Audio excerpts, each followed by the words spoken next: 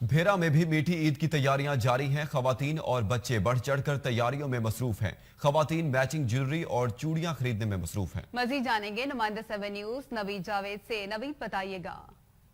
जी बिल्कुल, वारे का महीना ख़त्म होने और ईद उल फितर की आमद में चंद दिन ही बाकी रह गए हैं। ऐसे में मुल्क भर की तरह भेरा में भी लोग ईद की तैयारियों में मसरूफ़ हैं, जबकि लोगों को कहना है कि महंगाई बहुत ज़्यादा है, छोटी छोटी खुशियाँ भी बहुत महंगी पड़ रही हैं। ईद करीब आते ही बाज़ारों में रश बढ़ गया है। ख़वातीन शदीद गर्मी में अपनी पसंद के जूते, कपड़े और ज्वेलरी ख़रीदने में मसरूफ़ दिखाई दे रही हैं। बाज़ारों में सेल के स्टॉल लगाने वाले दुकानदारों के बाद इस बार काफ़ी ज़्यादा रश दिखाई दे रहा है, क्योंकि गरीब और मुतवसत तबके के लोगों के लिए स्टॉल किसी नेमत से कम नहीं है। जो भी है, ख़वातीन का कहना है ईद पर सबसे मुनफरिद नज़र आने के लिए ख़रीदारी तो करनी है और अपने कपड़ों के साथ मैचिंग जूते और ज्वेलरी भी खरीदनी है, ताकि खुशियों भरे त्यौहार को भरपूर तरीके से मनाया जा सके। इस वक्त एक शहरी हमारे साथ मौजूद हैं। इस सिलसिले में मज़ीद इनसे जानते हैं कि ईद की शॉपिंग इनकी कैसे जा रही है।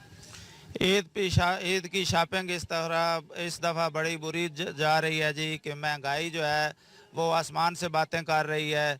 ये बच्चों के लिए रेडीमेड कपड़े ख़रीदने आए थे, लेकिन ये इतनी कीमतें हैं कि मेरी बर्दाश्त से बाहर है। तो खुदारा वज़ीर आज़म से अपील है कि ये मीडियम तबका और गरीब तबके के लिए कोई महंगाई पे कंट्रोल करें, वरना हम लोग ईद नहीं कर सकते।